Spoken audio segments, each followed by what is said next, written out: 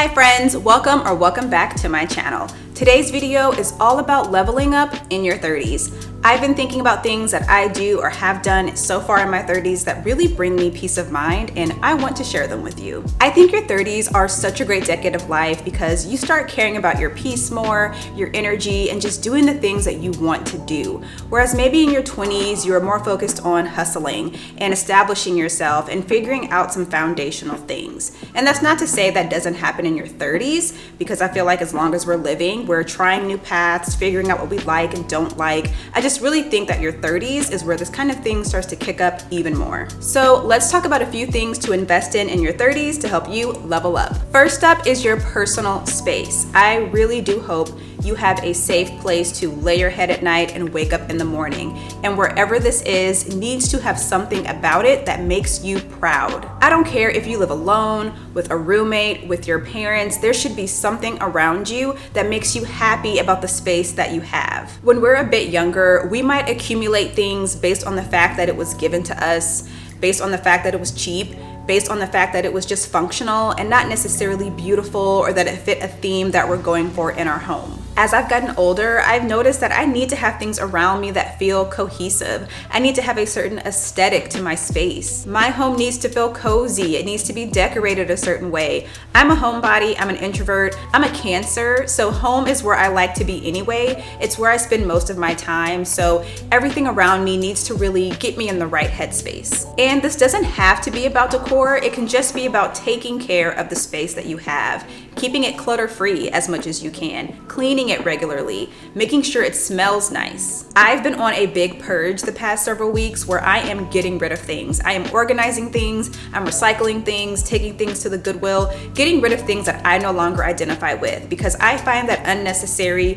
items around me in my physical space messes with my headspace. It creates a block to where I feel like I can't fully relax and I can't fully be creative. So when I invest in my space, whether that's tidying up, decorating certain sections of my home, or taking on an organization project, my energy is so much better. Next up is your wellness, your physical and mental wellness. And this can show up in a lot of different ways depending on what you're into. It could look like going to therapy, journaling your emotions, practicing breath work or meditation, exercising. It's good to practice things that boost our serotonin, which helps regulate our mood, and it's good to practice things that helps us release endorphins, which helps with stress relief. So it's important to try out different things as it relates to wellness and see what you're interested in sticking with. And it's important to go to your doctor's appointments throughout the year, things like that. You guys know I like to journal. I have journal prompts that I've been working through this year. When it comes to movement, I like to ride my bike,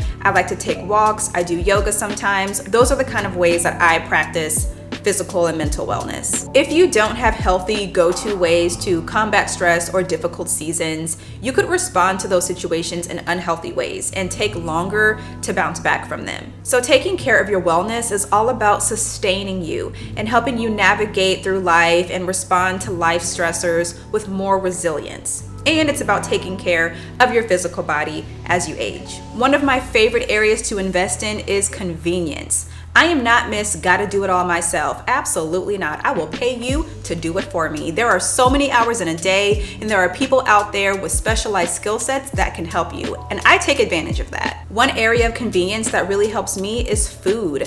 Things like Instacart and grocery pickup have really changed the game for me these last few years. Most of the time, I don't like being in the grocery store. I wish I didn't have to worry about being in there because I'd rather be resting or taking care of something else. So being able to use a service that provides that convenience and that saves me from that in-store browsing time really helps. Honestly, anything that brings me ease is the kind of convenience I like. Earlier this year, I went to Copenhagen, and my husband and I went through the process of getting from the airport to the hotel the traditional public transportation way, right? Like getting on the train, figuring out which stop to take, and walking all of these streets with our luggage to get to the hotel. And I was like, okay, this is a cute moment to get familiar with these areas, but this is a one and done thing. It was so tiring. So when our trip wrapped up, I booked a private car from the hotel straight to the airport. They handled our luggage and everything, and I just got to sit back and relax. I would definitely do that again. One convenience I have my eye on is a cleaning service. I bet a lot of us could benefit from having someone come by just every now and then for a deep clean of our space. When you invest in convenience, it can free up a lot of that mental and physical load for you. You might be able to take care of more things or just relax better, knowing that something on your plate is being handled and not necessarily being handled by you. Now let's talk about your physical appearance. This is important to invest in as your personal style may start to evolve and certain signs of aging may appear. And aging isn't bad, it's just that we want to help our bodies as it starts to experience this. So there are a few areas that come to mind when I think about appearance: skincare, beauty services, and your wardrobe. And you might not care about all of these things, but these are the areas that show up for me. For skincare, it can be as simple as using retinol at night and making sure I'm wearing sunscreen throughout the day, and also keeping my body moisturized and drinking plenty of water. Now, I love skincare, so I use other products too, like exfoliants, vitamin C, different serums, but at the very least, especially right now, that retinol and sunscreen is really important. Now, beauty services aren't necessary. They're just something that I like to do. They're something that I like to invest in. You know, you might have to be high maintenance sometimes in order to be low maintenance most of the time. I might be high maintenance on a weekend getting all of these services done so that throughout the week or the month, I don't have to worry about spending so much time on my hair in the morning because it's already done. I have an easier time doing my eyebrows because they're already shaped. I don't have to rush and panic to slap some fingernail polish on before I have to be somewhere because my nails are already handled. Stay ready so you don't have to get ready.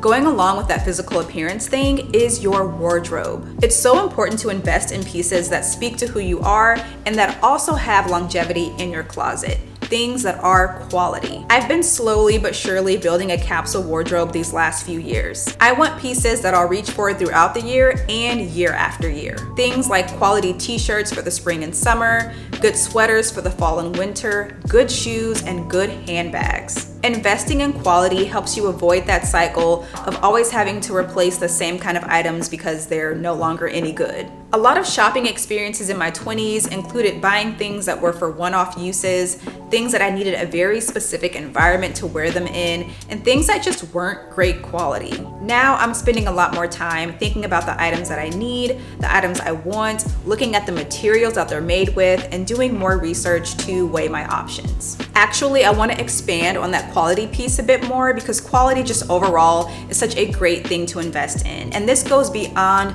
the clothes that you wear. This goes for anything you would spend your money on: appliances, technology, furniture. Invest well in the beginning so that you don't have to pay twice later on, if you can. And an especially important thing to invest in is the quality of your time. That means saying no to things you don't want to do, saying no to things that drain you, and saying yes to things that excite you or make you feel good. One example of this is how you vacation. Everyone has their own vacation style, and mine has really evolved as I've gotten older. When I was younger, I think I was willing to accept a lot of conditions just for the sake of being on a trip and being somewhere new and having fun. But now I'm like, listen, certain standards must be met. The hotel has to be, a certain brand or of certain standards. The Airbnb has to have certain conditions. The location has to feel safe and it has to feel nice. I want to be able to eat good. I want to order whatever I want off the menu. I want to live my best life. I have standards and preferences for what it means to have a good time, and I'm going to do what I can to stick to that. And that's for anything. Next is to invest in your knowledge. There's always an opportunity to learn something new, so we should be out here seeking experiences that bring us new information and not just be stagnant and live our day-to-day lives without taking in new things. So here are a few ideas. Visit a museum. See if there's a new exhibit around you. Go check it out. Read the materials that come with the exhibit to learn about what you're seeing or about the artist. Watch a documentary or a TED Talk about something you don't know much about. Read a book. Girl, open a book and read a book. Reading can teach us so much about places, human behavior, creativity, and new words. Google things that are unfamiliar to you and read up on them from trusted sources. Have conversations with people around you about what you've learned or what you're learning, and you might notice that you'll learn even more from having a conversation with someone exploring that subject. Or pick up a new hobby. Be hands-on when it comes to learning something new. The last few years especially, people have been picking up new hobbies and learning new things like knitting or crocheting. For me, it was relearning how to ride a bike, and I've mentioned it before on this channel that I'm going to show you my bike experience and take you along with me, and I promise I will do that. It's helpful to invest in learning new things so that life doesn't feel boring and so that you can be more well-rounded. Lastly, invest in your relationships. Invest in having good relationships with people and having good people around you. Yes, this takes some work on your end. This takes you showing up and being a good friend. We get so busy with our day-to-day lives that we might not realize that the quality of the relationships that we have needs some maintenance. It can start to feel stale. I've had conversations like that with friends where it's like, dang, we kind of fell off. We need to connect more. I schedule FaceTime dates with my friends because a lot of them live in other states. The friends that do live here, I have to schedule time to meet up with them. You have to be very intentional. My husband and I budget in dates every month because it's so important. Living together is not necessarily spending quality time together. You have to be intentional about the kind of time that you're spending. I really think we all need a village. We all need community. And when you're in your 30s, I find that community is harder to maintain than it was in your 20s. In your 20s, a lot of the paths that your peers are on may not look that different from yours. And when you're in your 30s, I feel like other people's paths start to look even more different. Someone might have moved out the country. Someone just got divorced. Someone's on their third or fourth child. So it's easy to get wrapped up in your own path or feel isolated, especially if your path doesn't look like someone else's. So I would definitely think about investing in your friendships and the relationships that you have, and make sure they're fulfilling to you. That's it, you guys. Those are a few areas of life that I think are so important to invest in your 30s. Let me know if any of these areas resonate with you, or if there are other areas that you find really important to invest in. Thank you so much for watching, and I'll see you next time.